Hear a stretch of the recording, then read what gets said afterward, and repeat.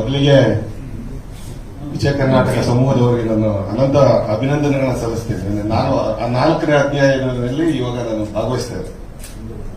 ಮೊದಲಿಗೆ ಕೃಷಿ ಬಗ್ಗೆ ಮಾತಾಡಬೇಕು ಅಂತ ಅಂದ್ರೆ ಈಗಾಗಲೇ ಮಾತಾಡಿದ್ದಾರೆ.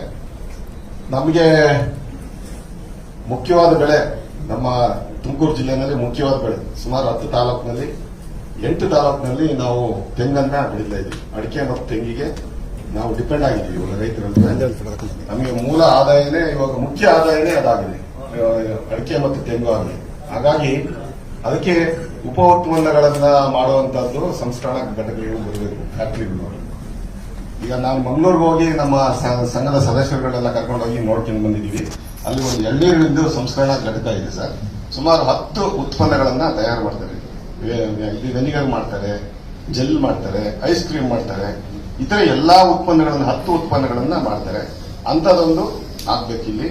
ಅದಕ್ಕೆ ಇವಾಗ ನಮಗೆ ಈಗ 4 ವರ್ಷದ ಹಿಂದೆ ಕೇಂದ್ರ ಸರ್ಕಾರದವರು ಅದರ ಬಗ್ಗೆ ಒಂದು ಜಿಲ್ಲೆ ಒಂದು ಉತ್ಪನ್ನ ಅಂತ ಒಂದು ಏನು ಇದು ಮಾಡಿರಲಿಲ್ಲ. ಅದು 3 ವರ್ಷದ ಹಿಂದೆನೆ ನನಗೆ ತಿಳಿದಿರೋ ಮಟ್ಟಿಗೆ ಜಿಲ್ಲಾಧಿಕಾರಿಗಳು ನಮ್ಮ ಯೂನಿವರ್ಸಿಟಿ ಕುಲಪತಿಗಳಿಗೆ ಹಾಕಿದ್ದಾರೆ.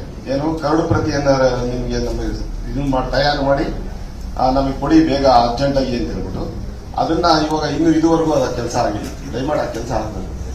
ನೀವು ಇವಾಗ ಜಿಲ್ಲಾಡಳಿತಕ್ಕೆ ಮತ್ತೆ ರಿಪೀಟ್ ಅದನ್ನ ಇದನ್ನ ಮಾಡಬೇಕು, ಜ್ಞಾಪಿಸಬೇಕು. ಅದು ಖಂಡಿತ ಅದಾದ್ರೆ ನಮ್ಮ ಜಿಲ್ಲೆಯಲ್ಲಿ ಇರ್ತಕ್ಕಂಥ ಮುಖ್ಯವಾದ ಆದಾಯದ ಬೆಳೆ ಅಡಿಕೆ ಮತ್ತು ತೆಂಗು, ಅಡಿಕೆಗೆ ಸಂಸ್ಕರಣಾ ಘಟಕಗಳು ಆಗಬೇಕು. ಇವತ್ತೇನು ವಿಶ್ವಸಂಸ್ಥೆಯಲ್ಲಿ ಅಡಿಕೆ ಮಾರಕ, ಆರೋಗ್ಯಕ್ಕೆ ಮಾರಕ ಅಂತ ಹೇಳ್ಬಿಟ್ಟು ಒಂದು ಸುದ್ದಿಯನ್ನು ಹಬ್ಬಿಸಿದ್ದಾರೆ. ಅದನ್ನು ಒಂದು ಹೋಗ್ಲಾಡ್ಸೋಕ್ಕೆ ಪ್ರಯತ್ನ ಆಗಬೇಕು. ಈ ಎರಡಾದ್ರೆ ನಮ್ಮ ಜಿಲ್ಲೆಯ ರೈತರು ಮೊದಲು ಈಗ ಏನು 65% ನಾವು ಜಿಲ್ಲೆಯಲ್ಲಿ ರೈತರಿದ್ದೀವಿ. ಆ ರೈತರು ಚೆನ್ನಾಗಿದ್ರೆ ಇಂಡಸ್ಟ್ರಿಗಳಾಗಿರ್ಬೋದು, ಇತರ ಎಲ್ಲಾ ಇಲಾಖೆಗಳು ಕೂಡ ಡೆವಲಪ್ ಆಗ್ತದೆ ಅಂತ ಹೇಳ್ತಾ ನಮಗೆ ಈಗ ಆಗ್ಬೇಕಾಗಿರೋದೇನು ತೆಂಗಿನ ಸಂಸ್ಕರಣಾ ಘಟಕ ಮೊದಲು ಇಲ್ಲಿ ಬರಬೇಕು. ಅದರಲ್ಲೂ ಚಿಕ್ಕನಾಯಕನಹಳ್ಳಿ, ತಿಟ್ಟೂರು, ತುರುವೇಕೆರೆ, ಕುಣಿಗಲ್ಲು, ಗುಬ್ಬಿ, ತುಮಕೂರು ಎಲ್ಲಾ ಇದಕ್ಕೂ ಮಧ್ಯದಲ್ಲಿ ಕೇಬಲ್ ಕ್ರಾಸ್, ಕಿನ್ನಳ್ಳಿ ಕ್ರಾಸ್ ನಲ್ಲಿ ಬಹಳ ಅತ್ಯುತ್ತಮವಾದಂತಹ ಸ್ಥಳ ಅದು.